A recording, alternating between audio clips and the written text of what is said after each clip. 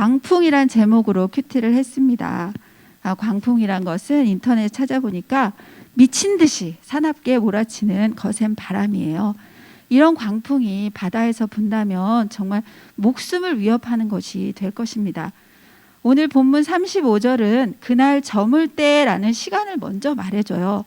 그럼 그날이 도대체 어떤 날인가? 앞에 본문을 통해서 찾아보니까 그날은 예수님께서 모여든 큰 무리를 향해서 말씀을 가르치신 날이에요. 네 가지 밭의 비유, 또 등경이의 등불, 자라나는 씨 비유, 겨자씨 비유 등등. 또 더 앞에 화요일 본문을 보니까 3장 20절에 집에 들어가시니 무리가 다시 모임으로 식사할 겨를도 없는지라. 자, 예수님께서 지금 말씀 가르치시는 일, 그 다음에 병 고치시는 일, 귀신 쫓아내는 일 때문에 너무나 피곤한 그런 삶을 살고 계신 거죠. 그런데 이렇게 피곤하신데 우리 주님께서 우리가 저편으로 건너가자 이렇게 하십니다. 오늘은 좀 쉬었다 내일 가자 이렇게 말씀하신 게 아니라 굳이 해가 저문 그 시간에 배를 타고 이동을 해요. 36절에 보니까 그들이 무리를 떠나 예수님을 배에 계신 그대로 모시고 가매. 그러니까 배에서 가르치신 거잖아요. 왜 배에서 가르쳤는지는 월요일 본문 3장 11절에 나옵니다. 예수님께서 우리가 에워싸 미는 것을 피하기 위하여 작은 배를 대기하도록 제자들에게 명하셨으니, 그러니까 배를 띄워서 사람들이 가까이 오지 않도록 하고 가르치신 것이죠. 그리고 또 그 채로 다른 곳으로 말씀을 전하러 가십니다. 전 오늘 복음을 전하는 일, 또 병에 묶인 자, 악한 것에 묶여서 사는 불쌍한 영혼들을 위해서 불철주야 애쓰시는 주님의 열정을 보게 되었습니다. 주님의 일은 이렇게 하는 것이구나. 우리 장충만 목사님도 정말 열정이 많으셔서 쉬지 않고 일하고 계시잖아요. 근데 저는 너무나 쉬고 싶을 때가 많아요. 조금만 하면 나 이제 지쳤어, 좀 쉬자. 항상 이게 말하는 게 나 쉬고 싶어요. 동굴에 가서 안 나오고 싶어요. 그럴 때가 참 많아요. 아무도 안 만나고 싶고 또 하던 일을 좀 내려놓고 싶고. 그래서 제가 우리 예전에 셀장 셀 모임이 있었는데 그때 처음으로 셀장하고 쉰 거 아니에요. 쉬었잖아요. 힘들어서 쉬었는데 나중에 보니까 그 셀이 너무 귀한 거더라고요. 제가 셀이 필요한 사람이더라고요. 그래서 이번에 셀장 지원하라고 할 때 가장 먼저 제가 지원을 했어요. 그래서 여러분들도 내가 잘나서 셀장 하는 거 아니고 누군가는 거기에 있어야 셀이 사는 거잖아요. 함께 동참했으면 좋겠어요. 네. 우리가 또 이 쉼이라는 것이 목적이 돼서는 안 될 것 같아요. 어떤 경우에 우리가 쉬기 위해서 일을 하기도 하지만 쉼이라는 것은 다음에 또 할 일을 위해서 준비하는 기간인데 쉼이 목적이 돼버리면 우리가 그 쉼을 통해서 나태하게 되고 또 영적으로 게으름이 오게 되잖아요. 그리고 최근에 또 큐티를 하면서 깨달은 게 우리 다윗의 삶을 통해서도 다윗이 왜 죄를 지었나 보니까 나태해서 그렇게 됐더라고요. 그 밧세바 사건이 있을 때 그 왕들이 출전할 때가 된 거거든요. 왕들이 출전할 때가 됐으면 왕이 전쟁을 나가야 되는데 집에서 거기 말씀에 나오잖아요. 저녁에 침상에서 일어났다고 낮에 자빠져 잔 거잖아요. 그러니까는 결국 그 옥상에 올라가서 저녁 때 못 볼 걸 본 거잖아요. 그 목욕하는 거 보면 안 되는데. 그러니까 이렇게 우리가 쉰다는 것이 목적이 돼서 나태해지면은 죄가 들어오게 된다는 거죠. 그래서 우리 주님의 이런 열정적인 모습을 닮았으면 좋겠습니다.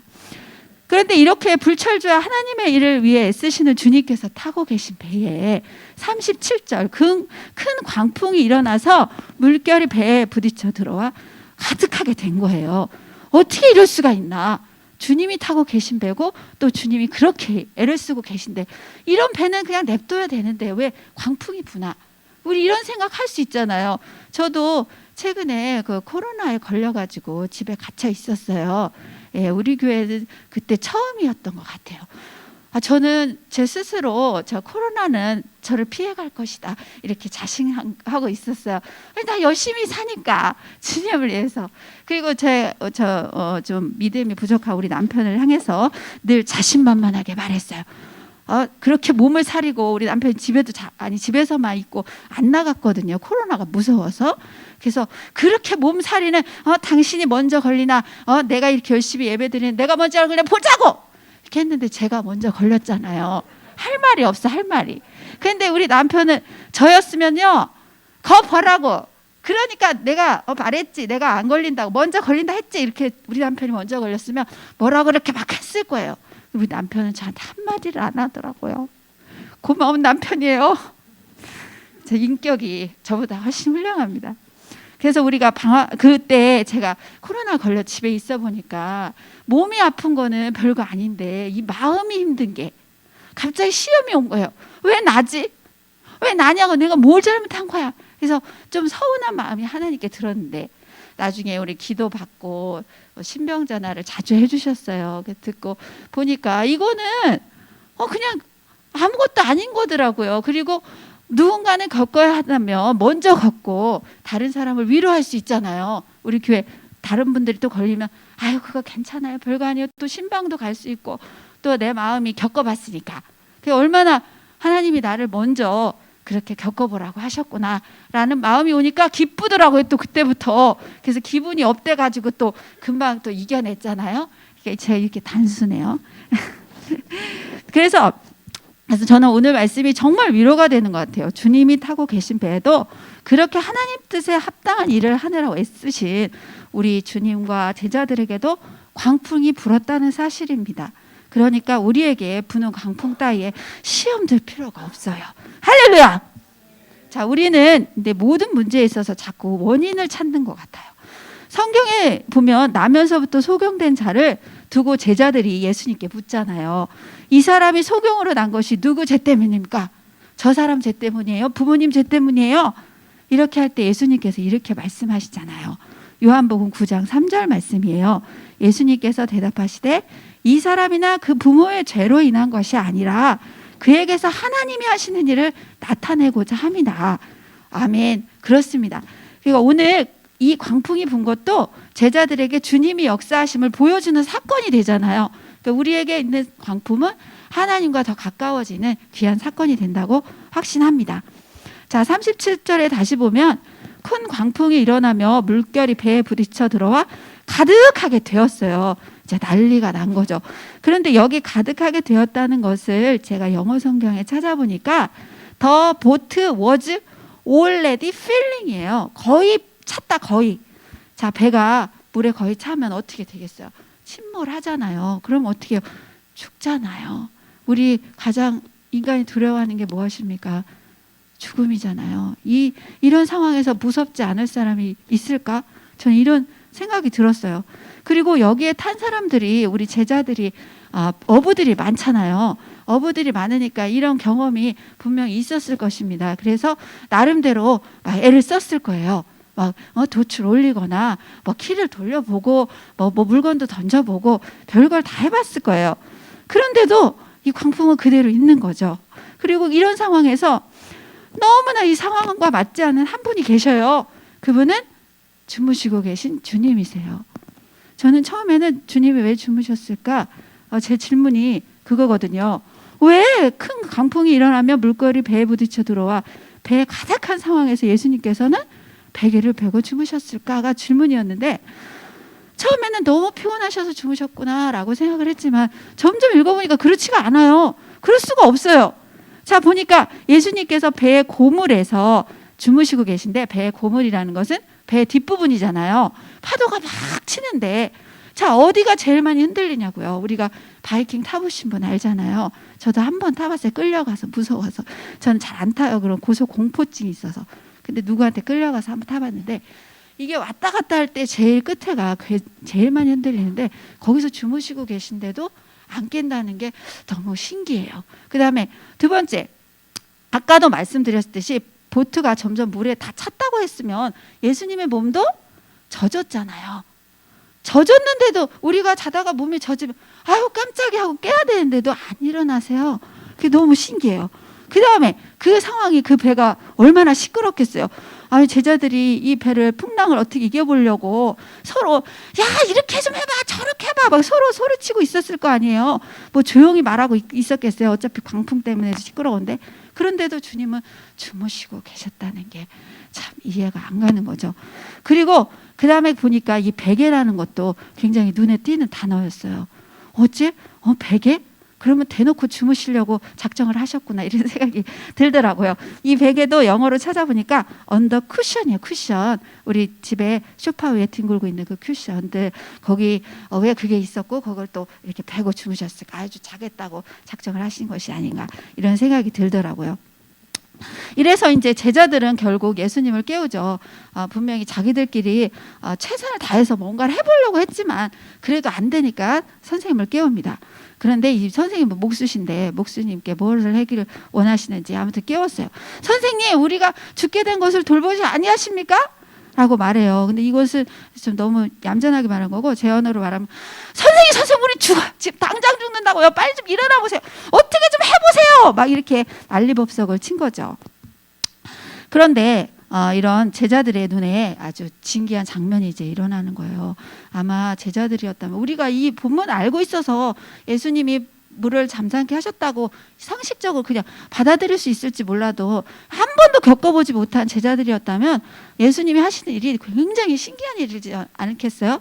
일어나셔서 갑자기 다른 걸 어떤 걸 하실지 몰랐지만 갑자기 바다하고 바람도로 꾸짖으신 거예요. 잠잠해라, 고요하라.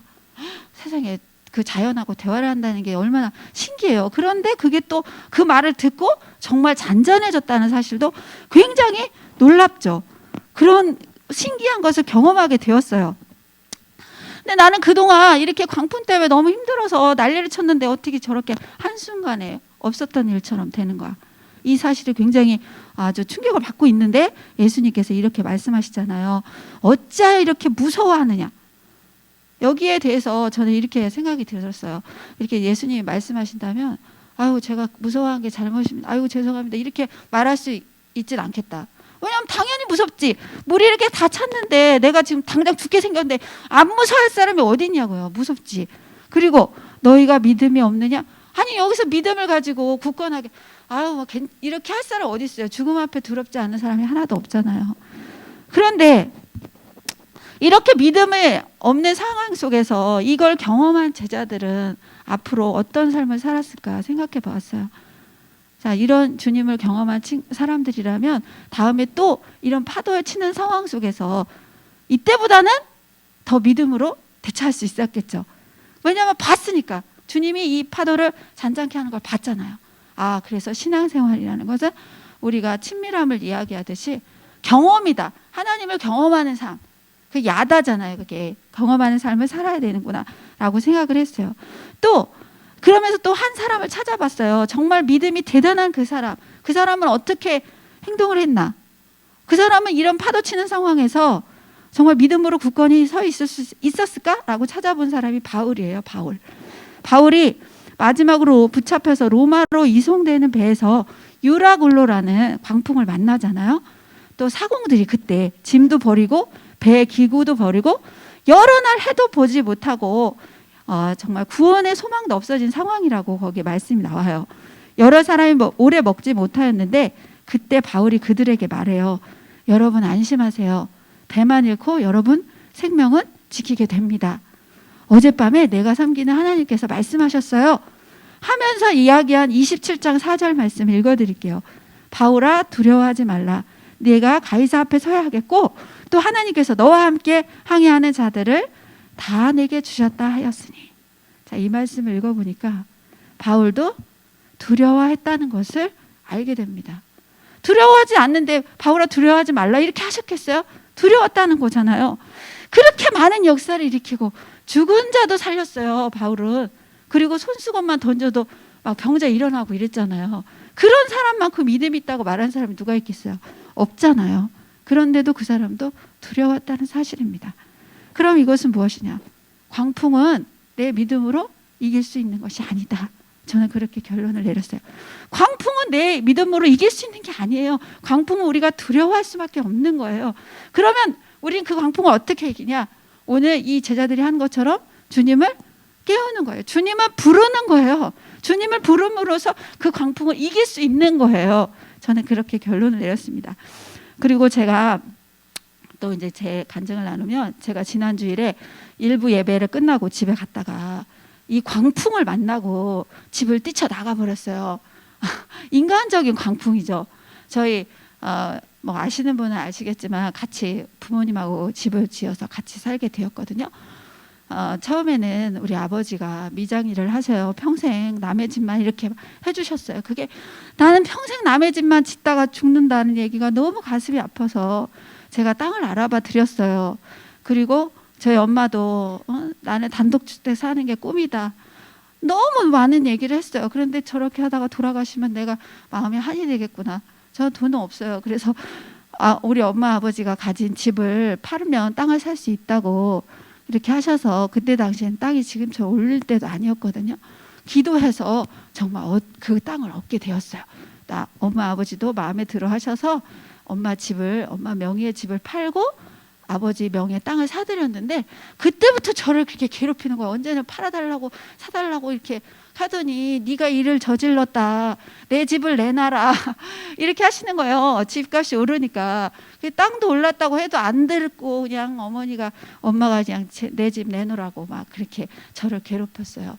그런데 이제 어떻게든 뭐 집질 돈이 없다고 하시니까 제가 제 집 전세금 빼서 같이 이렇게 합해서 집을 지었거든요.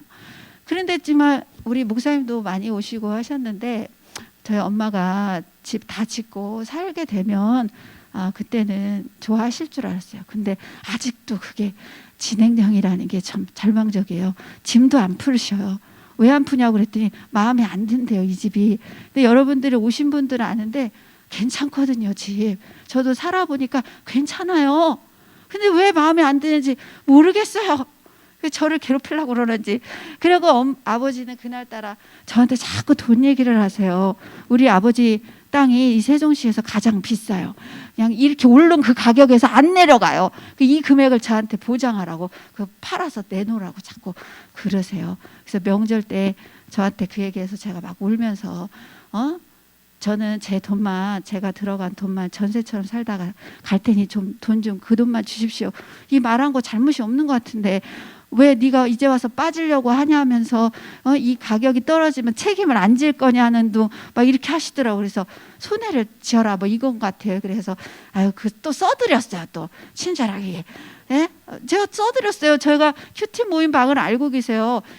그때 당시 큐티가 아브라함이 그 전쟁 이기고 와서 그 누구 왕이 이거 네 재물, 네가 얻은 재물 다 차지하라 하니까 내가 너로 인해서 뭐 치부했단 말 듣기 싫으니까 내가 쓸 것만 하고 너 다 준다 그런 게 있잖아요. 그래서 저는 제 돈만 달라고 한 것뿐인데 잘못한 게 하나도 없는 것 같은데 그렇게 말씀하시길래 그래서 다 써드렸어요. 몇 대 몇. 그냥 아버지 이만큼인데 몇 대 몇. 그래도 혹시 오르면 제가 좀 떨어지기 있어요. 그렇게 나중에 후회하지 마십시오. 이렇게 하고 했는데 그 명절이 지나고 주일날에 일부 예배 끝나고 갔더니 우리 시집간 동생들 또 와 있었거든요. 우리 동생을 잡고 얘기하는 거예요. 얘가 나 속인 거 아니냐고, 이거 잘못된 거 아니냐고. 그게 뒤통수 또 맞은 거죠. 써달라는 대로 써드렸는데 왜 이러세요?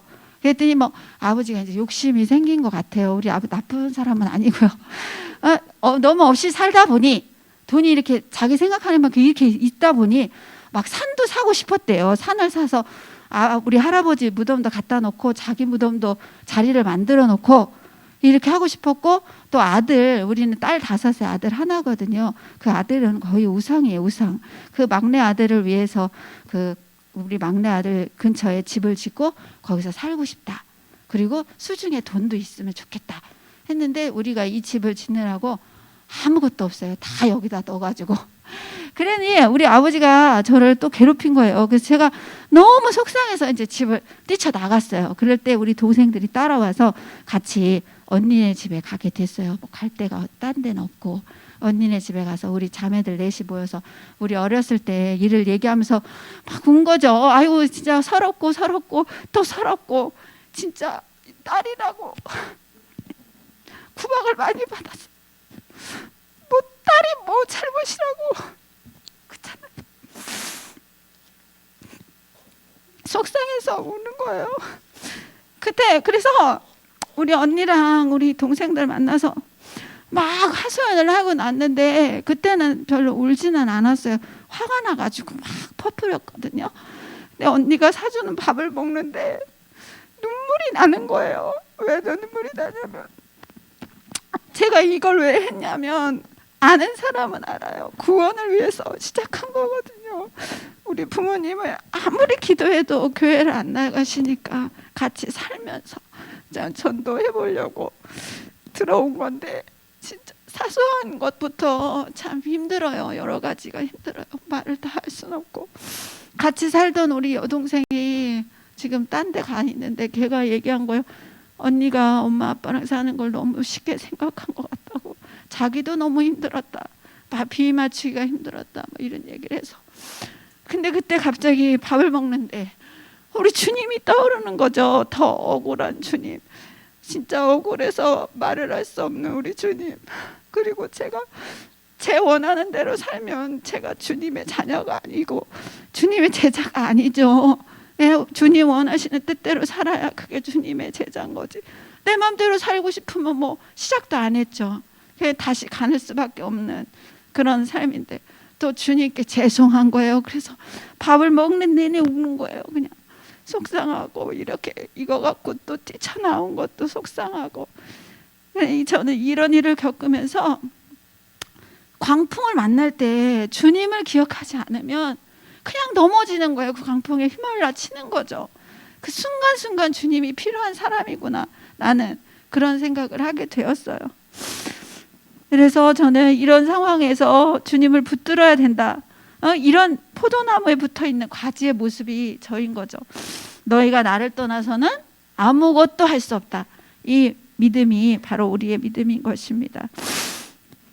그래서 저는 이 말씀을 또 마지막으로 하고 싶어요. 신앙생활에 어제가 없는 것 같아요. 어제 제가 아무리 3년 동안 큐티를 열심히 하고 맨날 주님을 찾았어도 오늘 안 찾으면 소용이 없어요. 그리고 그 순간에 주님 안 붙들면 아무 소용이 없어요. 전 나중에라도 나이가 들어서도 옛날 나는 과거에 이런 일을 주님을 위해서 이런 일도 했고 이런 일도 했고 이런 일도 했고 라는 어제의 신앙을 말하는 사람이 아니라 오늘 내가 주님을 위해서 이런 기도를 했고 주님을 위해서 이런 말씀을 보았고 또 사람을 만날 때마다 오늘 제가 큐티한 게 이것입니다 라고 말할 수 있는 사람이 되어야겠다. 이런 다짐을 하게 되었습니다. 그리고 또 예수님께서 12제자를 부르실 때 하신 말씀이 3가지가 있는데 저도 이거 굉장히 은혜를 받았는데 첫 번째가 자기와 함께 있게 하시고라는 이유예요. 월요일 본문에 나오는 말씀인데 이에 12를 세우셨으니 이는 자기와 함께 있게 하시고 또 보내사 전도도 하며 귀신을 내쫓는 권능도 가지게 하려 하심이라. 전도하고 귀신 내쫓는 이런 제자의 일이 이거라고 생각을 했는데 그게 아니라 가장 첫 번째가 하나님과 함께 있게 하시고라는 거죠. 그러니까 우리 인생에서 가장 중요한 것은 주님과의 친밀함이라고 생각을 합니다. 자, 마지막으로 우리가 결론을 내릴 건데 내 인생에 광풍 일어날 수 있어요. 광풍은 내 죄 때문에 일어나는 게 아니라 주님을 경험할 기회를 주기 위해 있는 것입니다. 그리고 그 광풍은 내 힘으로 이길 수 없어요. 주님을 부르짖어야 합니다. 주님께 저 억울해요 라고 말씀을 드릴 때 주님께서 제 마음을 어루만지시면서 생각을 바꿔주셨어요. 엊그제부터 우리 처음에 월요일은 엄마 아버지 보기 싫어서 안 봤지만 화요일부터 저 자꾸 제 눈치를 보는 엄마 아버지 보니까 가슴이 아픈 거예요. 그리고 얼마나 없이 살았으면 저렇게 돈에 대한 지금 마지막 욕심을 가지고 계시냐. 참 주님을 알았다면 그런 게 아무것도 아닌 걸 알았을 텐데 주님을 모르는 때문에 그렇게 돈에 욕심을 걸고 같이 살아주는 자식이 있는 것만도 고마워야 되는데 그걸 갖고 막 이렇게 서운하게 하는 거잖아요. 그러니까 우리가 믿음에 없는 부분이 때문입니다. 제가 더 기도하고 우리 부모님 구원을 위해서 애써야겠다는 생각을 했어요. 41절 마지막 절 이게 정말 중요합니다. 그들이 심히 두려워하여 서로 말하되 그가 누구에게 바람과 바다도 순종하는가 말합니다. 처음에는 분명히 광풍을 두려워했던 사람들이 결국 주님을 두려워하는 사람들이 되었어요. 이것은 우리에게 말씀해 주잖아요. 우리가 무엇을 두려워하는 사람이 되어야 하느냐. 환경을 두려워하는 사람이 아니라 주님을 두려워하는 사람이 되어야 합니다. 주님을 두려워하는 사람이 될 때 요즘 우리가 죄 시리즈 목사님께 설교하셨듯이 죄를 무서워하는 사람이 되는 거예요. 왜냐하면 주님이 그거 싫어하시니까. 그 죄를 멀리하는 사람이 되는 것입니다. 그리고 어떻게 하면 주님 기쁘시게 할까? 이런 생각을 하는 진정한 제자의 삶을 살게 되는 것입니다. 저는 오늘 적용을 제가 주님 없이는 한순간도 못 서는 자임을 깨닫고 주님 붙들고 오늘도 살아가겠다는 결단을 했고요. 제 감정은 집을 뛰쳐나가고 부모님으로부터 벗어나고 싶지만 주님 원하시는 구원을 위해 참고 견뎌보겠습니다. 그리고 다시 뛰쳐나가고 싶을 때 그때 주님을 생각하겠다. 그때만 주님을 생각했으면 안 뛰쳐나갔을 거예요. 왜냐하면 더 억울하신 분이 주님이시잖아요. 그런 적용을 했습니다. 자, 적용 질문을 3가지로 드릴 건데요. 첫 번째, 여러분은 어떤 광풍의 사건 중에 계십니까? 한번 돌아보시면 좋겠고요. 두 번째, 그 광풍의 사건을 내 힘으로 해결하라고 하십니까? 주님을 깨우시고 계십니까? 혹시 주님께서 주무시고 계신 것 같아서 깨울 생각도 못하고 계시진 않나요?